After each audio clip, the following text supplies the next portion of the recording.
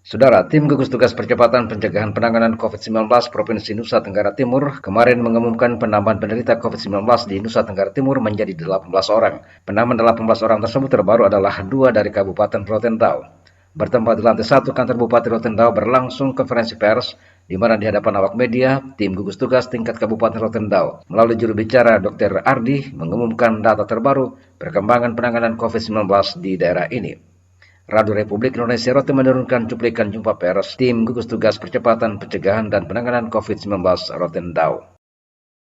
Sesuai konferensi pers dari gugus tugas COVID-19 Provinsi NTT,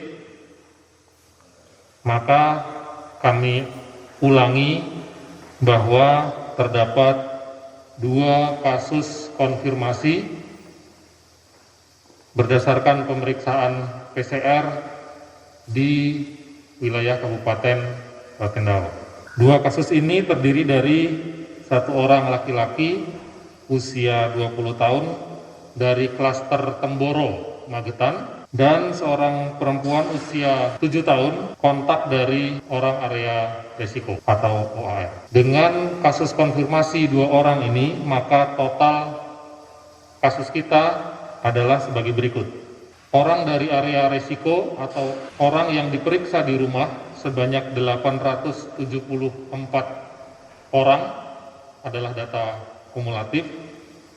Terdiri dari orang dari area risiko sebanyak 487 orang. Orang dalam pengawasan sebanyak 52 orang dan ke-52 orang setelah selesai dipantau. Orang yang dilakukan rapid diagnostic test sebanyak 63 orang, dan dari 63 orang ini rapid yang dinyatakan reaktif 5 orang.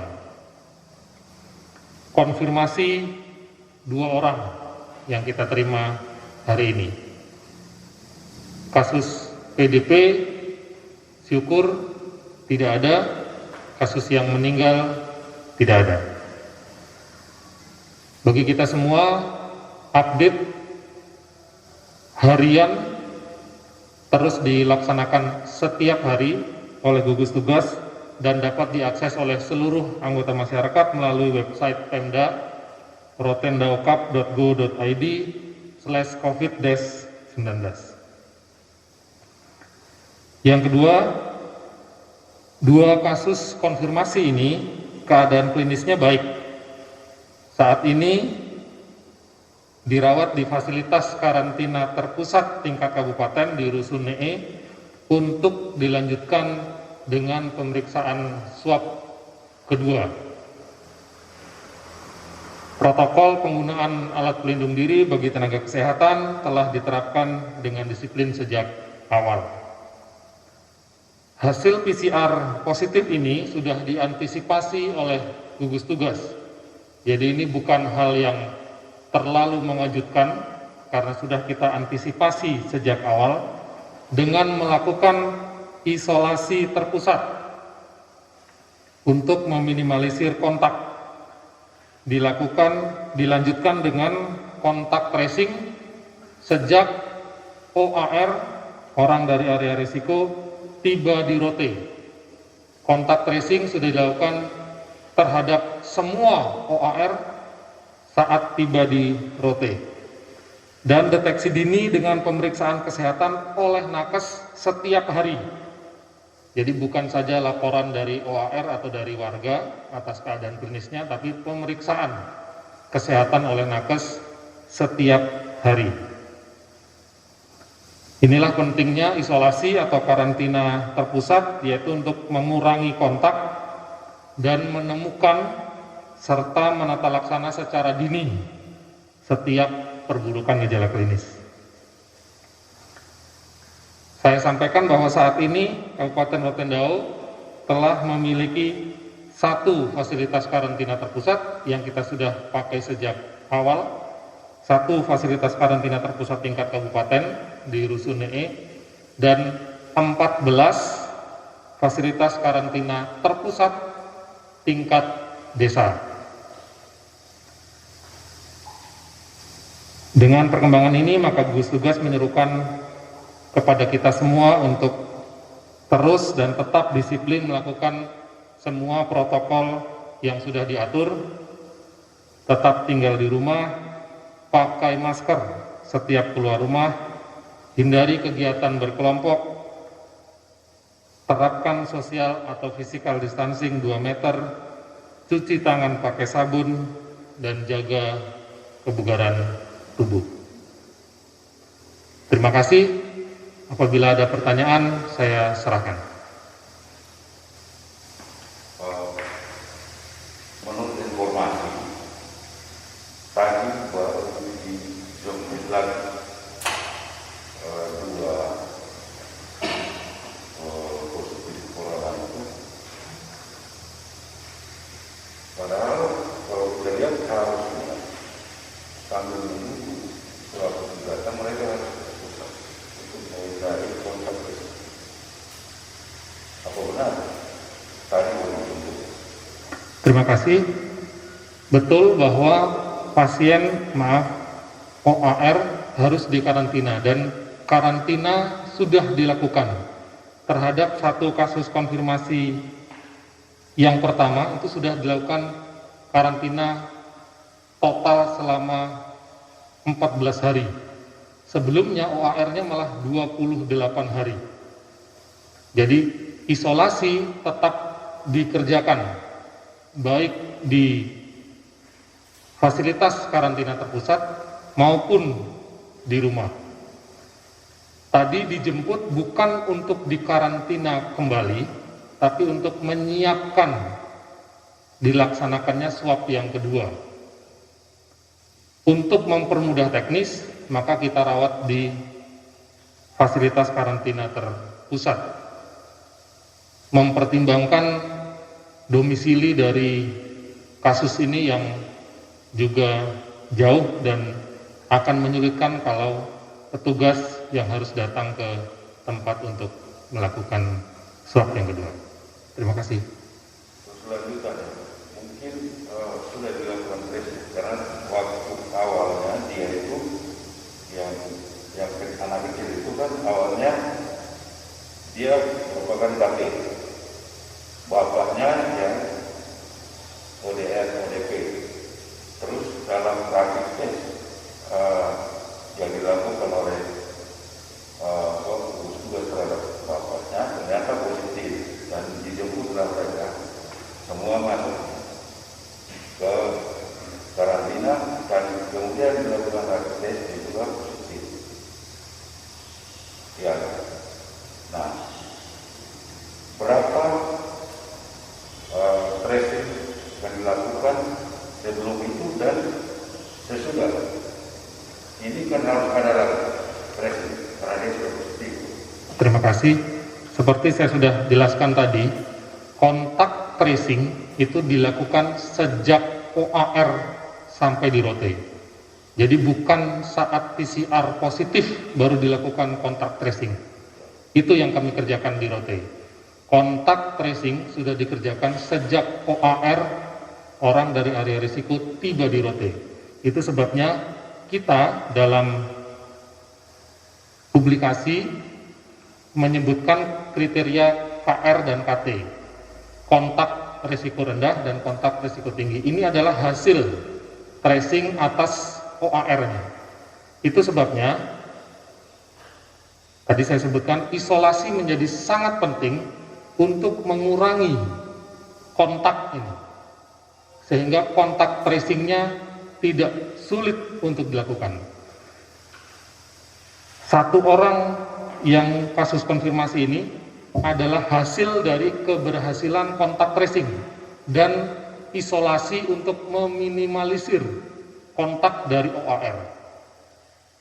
Jadi ini membuktikan bahwa isolasi dan kontak tracing sejak awal, sejak OAR tiba, sebelum ada gejala, jadi bahkan sebelum menjadi ODP, itu kita lakukan sejak awal untuk mengurangi apabila terjadi kasus seperti ini. Itu yang saya jelaskan tadi, kita sudah mengantisipasi kasus positif ini sejak awal dengan melakukan isolasi terpusat, kontak tracing, deteksi dini, dan tata laksana oleh tenaga kesehatan. Terima kasih. Ya, mungkin yang terakhir, Pak Dokter, bahwa dilakukan pemulangan ke rumah itu harus dilakukan PCR. Nah, hasilnya baru datang. Nah, apakah itu tidak dilakukan lagi?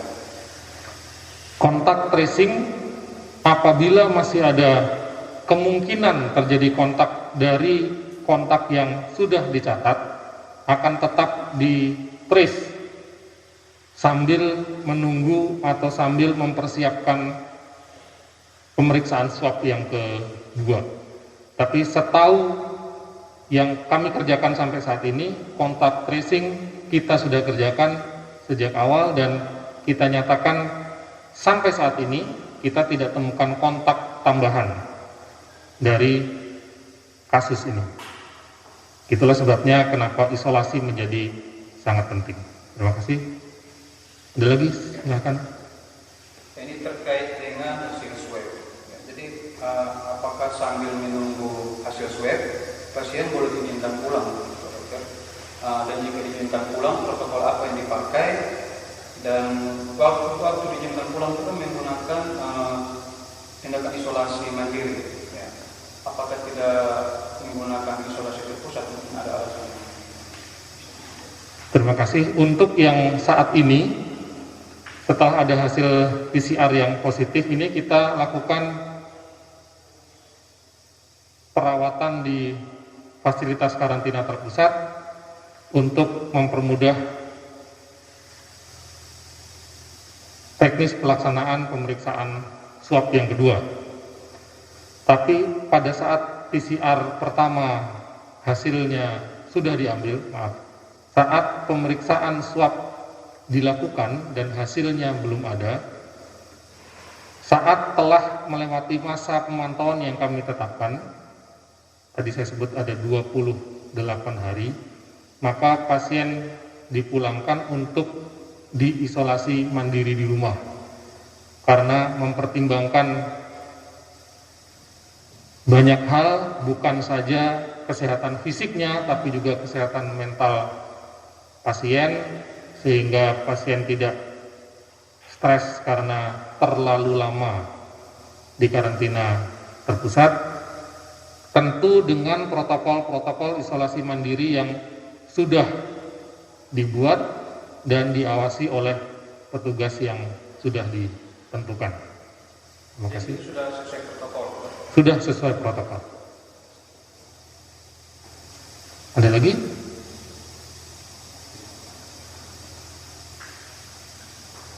Kalau tidak ada, terima kasih. Saya silakan. Dokter, ya. Ini ada tambahan sedikit, Pak Dokter. Ini terkait dengan pengumuman yang tadi disampaikan oleh gugus COVID provinsi. Kita dari redaksi juga mendapat beberapa informasi dari masyarakat. Mungkin ini bisa disalurkan. Saya sebagai media ingin bertanya kepada tim gugus mewakili masyarakat yang dikirim redaksi kami. Ini ada beberapa pertanyaan, Pak. Yang pertama terkait dengan mungkin rujukannya dari RSUD PAA. Ya, bagaimana kondisi perawat dan dokter yang ada saat ini? Karena rujukan kalau tidak salah swabnya dari tanggal 22 April. Ya, jadi masyarakat juga perlu tahu kondisi terkini dokter dan perawat di RSUD PAA. Yang berikut, apa langkah pemerintah dan gugus COVID-19 Kabupaten Bengkau sendiri terkait dengan keadaan sekarang. Sekarang ini lagi musim panen dan ada juga musim untuk persiapan menanam bawang dan lain sebagainya. Mungkin ada langkah-langkah dari COVID maupun pemerintah untuk masyarakat. Ada himbauan atau bagaimana Pak Dokter biar masyarakat juga tidak ini dengan situasi yang sekarang yang positif. Terima kasih. Kondisi tenaga kesehatan kita solid, mentalnya kuat. Kami solid untuk melayani dan berjuang bersama-sama seluruh komponen masyarakat untuk memerangi COVID-19 ini. Saya sebutkan tadi, protokol penggunaan alat pelindung diri kita terapkan secara disiplin, sesuai dengan aktivitas pelayanan, baik di pelayanan dalam gedung maupun pelayanan luar gedung. Jadi kondisi tenaga medis, para medis maupun non-medis yang bersinergi dalam menata laksana, dalam menghasilkan layanan bagi pasien atau orang dengan status terduga COVID-19 dalam keadaan baik, dan terus kita tingkatkan kadar protektivitasnya seiring dengan peningkatan jumlah dan jenis alat pelindung diri yang kita miliki. Yang kedua, apa langkah-langkah yang dikerjakan? Yang pertama, kita mengajak untuk kita semua kami menghimbau untuk terus menaati semua protokol yang telah dibuat. Kita memiliki Perbuk Peraturan Bupati Rotendao nomor 16 tahun 2020 yang adalah revisi penyempurnaan dari Perbuk 10 tahun 2020 tentang protokol-protokol yang kita jadikan patokan selama pandemi COVID-19, menyikapi perkembangan dan penyebaran kasus COVID-19 di Indonesia, khususnya di NTT. Jadi langkah yang dilakukan meningkatkan pengawasan dan disiplin adherensi untuk ketaatan terhadap protokol. Kami menghimbau seluruh komponen masyarakat untuk menaati protokol, karena protokol dibuat untuk bersama-sama menjaga kita, menjauhkan kita dari COVID. Dan apabila kita terjangkit, protokol dimaksudkan untuk sesegera mungkin menghubungkan kita dan pada fasilitas kesehatan. Semakin awal dideteksi, semakin awal diterapi, semakin baik hasil atau output dari tata laksana COVID-19 ini. Terima kasih.